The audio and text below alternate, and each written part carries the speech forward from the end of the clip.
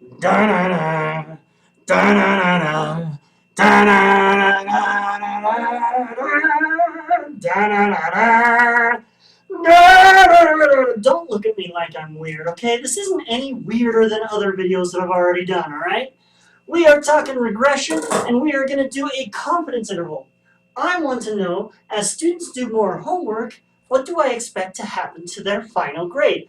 Well, this isn't going to be a hypothesis test. I know that if you do more homework and do better on the homework, you're going to do better on the final. So instead of trying to decide whether that's true, I just want a confidence interval to see how much it's true.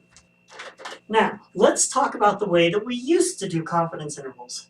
Back in chapter 5, we did x bar plus or minus a z-score sigma divided by the square root of n. If you have no idea what this equation is, can you please come talk to me so that we can schedule you for this class next semester? Now, we've talked about how to do a hypothesis test for regression. We take our estimate minus, and here we have what we think the true slope is going to be, which is 0. And then we have standard error beta hat 1, which I always draw kind of squished because this is just one number, even though there's a whole lot of letters there. Now, because we're talking about a confidence interval, we're saying the slope might not be 0. We want to actually estimate it. So I'm going to put back the beta 1. Even though in a hypothesis test we say beta 1 equals 0, here we're going to try to solve for that beta 1. I take this to the other side, add beta 1 hat, and we get a very simple equation. The slope, plus or minus the t-score, times that standard error. This is just the way we used to do it. We took our estimate, plus or minus, now it's t instead of z because we don't magically know the standard deviation before we start. And then here was the error when we were talking about x bar. Here is the error when we're talking about the slope. So to do a confidence interval for regression, I really only need 3 numbers.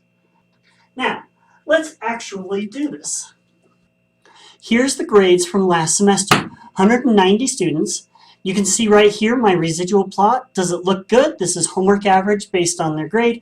And there may be a little bit of clumping that I see here, but you've got to remember that these scores are binned into groups, right? You get, 89 or 87, and so that's why we're seeing groups. I don't think there's actually a problem with the independence. So I don't see anything in the residual plot that strikes me as particularly strong, and when I put these in the exam, I make the residual plots pretty obvious, because what looks like a clump to me might not look like a clump to you.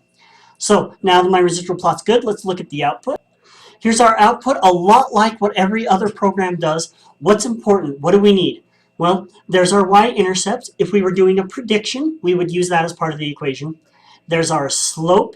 If you look over here, there's our p-value, and the p-value is scientific notation for basically 0, but we're not trying to do a hypothesis test. We knew the p-value would be significant. We just want to know how much is that change, how big is the change, and right there is that SE beta hat 1, which is a big way of just saying this number right here. I have 1 piece, 2 piece, I'm only missing the 3rd piece, which is my t-score.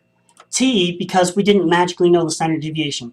It's really hard, especially in regression, to claim that you know that standard deviation.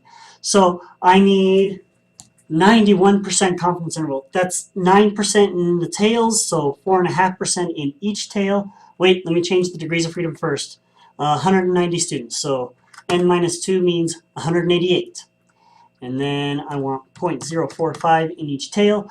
There's my z-score, 1.705. Let me just make sure I don't forget the other 2 numbers, the 0.55 and the 0.027 from here. So every time you increase your homework percentage, you're expecting your final grade to go up by 0.55. And with those 3 pieces, that's enough to do a confidence interval.